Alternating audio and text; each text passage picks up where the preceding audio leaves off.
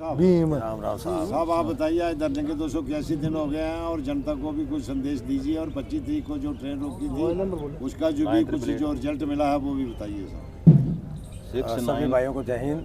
देखिए अभी आज धरने का जो है ना फरवरी से लेके 281 दिन हो गए यहाँ पर, तो इसके बीच में काफ़ी जो है ना उतार चढ़ाव हुआ है। यहाँ पर सब कुछ हुआ है। मैं काफ़ी दिन से मेरा मेन मतलब ये है कि आप अभी 281 दिन होने के बावजूद यहाँ पर जो है ना इतना ज़बरदस्त अभी सैनिकों में रोष है इसका, और ये रोष जो है ना अभी इतना ठीक नहीं आने वाले इलेक्शन के लिए। इसका जो है ना आने वाले इलेक्शन में जो है ना इसका असर दिखाई देगा। आज जो है ना जंतर मंतर के ऊपर हमारे को 281 दिन हो गए, और यहाँ से 100 मीटर दूर पर जो है ना हमारे माननीय रक्षा मंत्री जी बैठे हैं। उनका कोई वहाँ से ही तो कोई इधर आने के लिए टाइम नहीं है।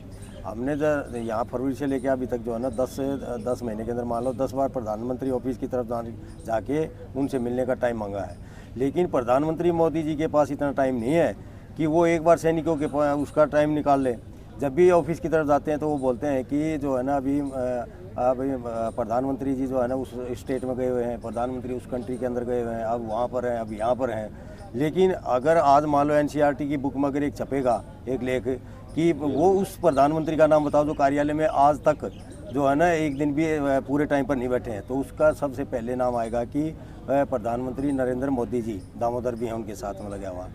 आज हमारे बीच में किसान मजदूर या सैनिक जो भी हैं, उसके अलावा भी एक मजदूर के जो है ना आज हमारे 12 दीपावली के दिन 41 मजदूर हमारे जो है ना वहाँ उसके अंदर से दबे हुए हैं, टनल के अंदर, उस टनल के अंदर से दबे हुए हैं। और उस टनल के पास जाने के लिए प्रधानमंत्री जी के पास टाइम नहीं है, और वो सैनिक यहाँ बैठे हैं उनके पास टाइम नहीं है, क्योंकि वो जो टनल के अंदर जो मजदूर बैठे हैं भाई लोग, उसके अंदर ये सौभाग्य की बात है कि जो है ना उसके अंदर गुजरात का कोई भी आदमी नहीं था। इसलिए जो है ना गुजरात का आदमी न होने के कारण अब हमारे प्रधानमंत्री ने सोचा कि छोड़ो, उसमें हमने कुछ लेना देना है नहीं। अगर आज वो गुजराती भाई या उड़ीसा या इस तरह के हैं तो प्रधानमंत्री मोदी ने तो वहाँ जाके एक बार देख लेना चाहिए इस चीज़ को कम से कम। क्या ये सैनिक क्या मतलब गुजरात के हैं क्या सारे? ये क्या ये गुजरात के नहीं है क्या? तो इन सैनिकों के प्रति भी उन्होंने थोड़ा बहुत इसके बारे में सोचना चाहिए प्रधानमंत्री मोदी जी ने। ठीक है सर। और दूसरा जो है ना डिसेबिलिटी के बारे में, या जो है ना इसके MSP के बारे में, या CAPPF का जो है ना ये केंद्रीय सैनिक बोर्ड के आज कोशियारी कमेटी के अंदर ये फैसला हुआ था कि जो है ये CAPPF ये जो BSF है, CISF ये वो हैं, तो उनको MSP क्यों नहीं? उस टाइम ये डिसीजन लिया गया था कि जो है ना ये 60 साल तक नौकरी करते हैं, तो ये हमारे अधिकारी महोदय जो है ना कौन सा 32 साल के अंदर आ जाते हैं रिटायरमेंट होने के बाद, तो इनको MSP क्यों दिया गया? हमारे सैनिक जो है ना उड़ीसा के अंदर 87 आदमी CRPF के जो है ना शहीद हो गए थे, और उनको जो है ना MSP नहीं देते।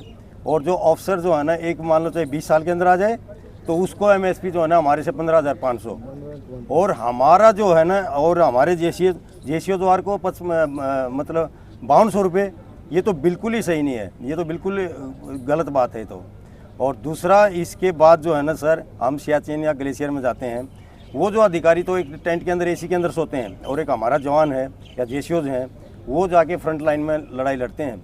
उनके साथ बत्ता के साथ कितना वो सही बात नहीं है। वो बत्ता एक जैसा होना चाहिए, चाहे कोई ग्लेशियर में जाओ चाहे कहीं भी जाओ, बत्ते के लिए एक जैसी बात होनी चाहिए सर। ठंड तो सभी को जैसे एक ठंड तो बल्कि जवानों को ज़्यादा लगती है, वो तो AC के अंदर सो रहे हैं। और जो रही बात मान लो ये बड्डी सिस्टम की, बड्डी सिस्टम को जो है ना इतना इन्होंने वो करके रखे आज सेना के अंदर, और अग्निवीर जो है ना ये जानबूझ के लाए हैं ये अधिकारी, ताकि उसकी गुलामी करेंगे ना वही वो रहेगा। और जो आदमी गुलामी नहीं करेगा उसको चाहे वो कितना भी क्वालिफाइड हो, वो उसके अंदर अग्निवीर के अंदर रहेगा ही नहीं।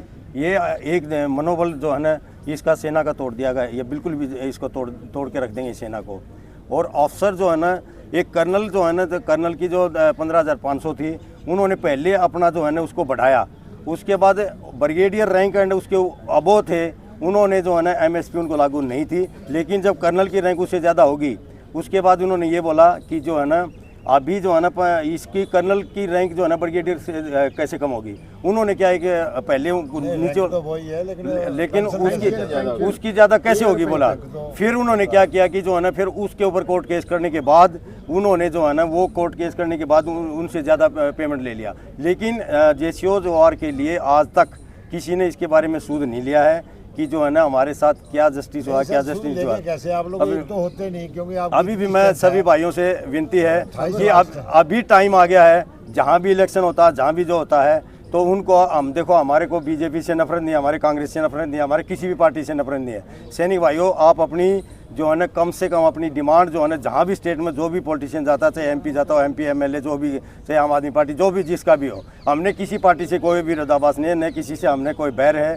हमने तो सभी से यही विनती है कि जो हमारे साथ ज्यादती हुई है उसके ऊपर विचार करें, क्योंकि विचार जो है ना, आप विचार करोगे, आप इकट्ठा रहोगे, जहाँ भी कोई एमपी एमएलए गांव के अंदर भी आता है, जो भी आता है, आप ये पूछो, क्योंकि हर गांव में कोई भी ऐसा नहीं है जहाँ 50-40 सैनिक नहीं होंगे। उसका 50-40 परिवार जो है ना, अगर आप चाहोगे तो उस मुद्दे को आप बिल्कुल ला सकते हो। उनको ये बोलो कि आपने हमारे लिए क्या किया। सबसे पहले क्वेश्चन ये पूछो कि हमारे 281 दिन से सैनिक जो है ना जंतर मंतर के ऊपर बैठे हुए हैं, आपने हमारे लिए क्या किया, बताइए आप। हमारे सैनिक, हमारे हस्बैंड जो भी है ना, वो भी आज हमारे घर बार छोड़ के जंतर मंतर पर बैठे हैं, लेकिन आप वहाँ पर सूद लेने वाले नहीं हो। आप सिर्फ यहाँ पर रोटी सेकने के लिए यहाँ पर आ गए हो, हमारे वोट मांगने के लिए, लेकिन हमारे सैनिकों के बारे में आपने क्या किया।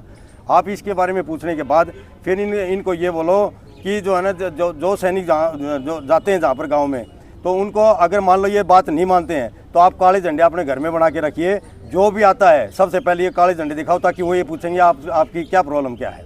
तो हम इतना तो कर सकते हैं। सभी आदमी जो है ना काला झंडा झंडे में बनाने में कितना लगता है। हर घर में जहाँ भी आते हैं सबसे पहले झंडा दिखाओ, काला झंडा दिखाओ, तो अपने आप हो जाएगा।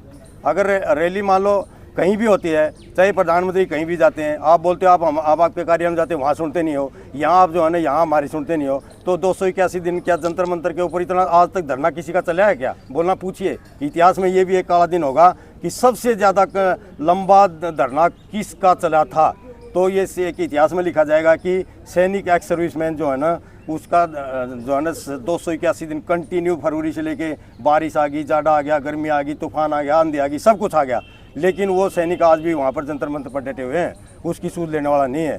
तो इसलिए आप लोगों से विनती है कि अभी से जो है आप अपना जो है ना कीमती टाइम निकाल के जंतर मंतर पर जहाँ भी जो भी जैसे भी अपना कंट्रीब्यूट करो उसके ऊपर, और जहाँ भी जो आपसे वोट मांगने आता आप इसका पक्का उठाइए।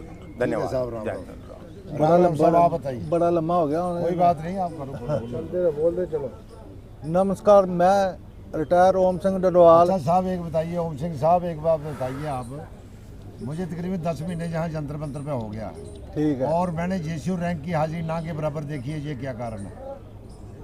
जेसीओ रैंक के पास अभी समय नहीं है। समय नहीं है, समय नहीं है उनके पास। इसमें चले गए, बढ़ोतरी क्या चाहते हैं अगर उनके पास समय नहीं है? उनको कोई चिंता नहीं है, अपने विषय की चिंता नहीं है, विषय की चिंता नहीं है। इसलिए मैं ये बताना चाहता हूँ सभी जेसीओ को, वे अपने हक के लिए जरूर जंतर मंतर पर आएँ और अपनी जो जायज़ मांगे हैं उसके लिए लड़ाई लड़ें।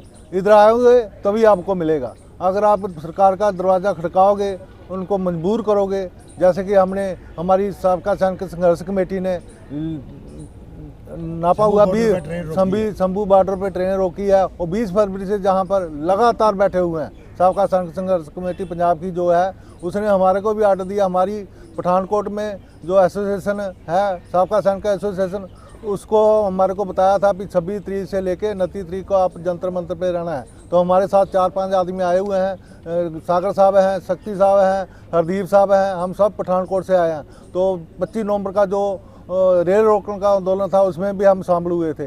तो मैं सभी जो घर में बैठे हुए हैं सैनिक, उनको निवेदन करना चाहता हूं कि अपने हक के लिए इकट्ठे हो जाओ। इकट्ठे हो गए तो आपकी कोई सुनेगा, अकेले अकेले रह जाओगे तो आपका कोई नहीं आपकी तरफ ध्यान देगा। इसलिए मैं सभी को फिर रिक्वेस्ट करना चाहता हूं कि ज़्यादा से ज़्यादा जेसीओ जवान तो जो जवान आ रहा है वो तो आते ही बेचारा 32-33 साल में आता है और ड्यूटी पे हो जाता है उनको, क्योंकि वो उनको मजबूरी होती है। कोई सिक्योरिटी गार्ड में लग जाता है, कोई कुछ, लेकिन जेसीओ तो घर में रहते हैं, वो आ सकते हैं। जो आने वाले हैं आ सकते हैं, जो बीमार हैं, जहाँ जिनकी प्रॉब्लम है वो तो नहीं आ सकते, जो आ सकते हैं उनको आना चाहिए। ये मेरी प्रार्थना है सभी से।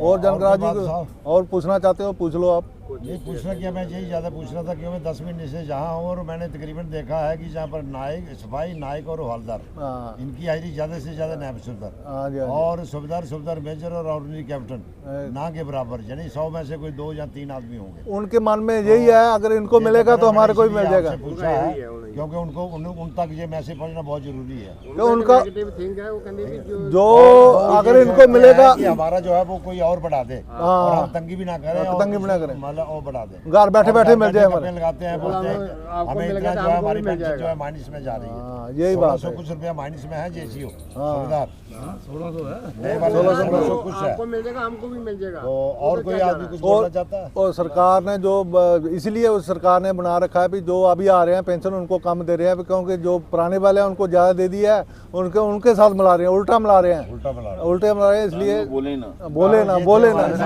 ओम प्रकाश साहब, शर्मा जी ये थे हमारे साथ ओम प्रकाश साहब। और इसी के साथ मेरी तरफ से राम राम, जय हिंद। इस चैनल को ज़्यादा से ज़्यादा शेयर करें और सब्सक्राइब करें ताकि पूरी जनता को पता लग जाए कौन यहाँ आ रहा है कौन नहीं आ रहा। जय हिंद, जय भारत।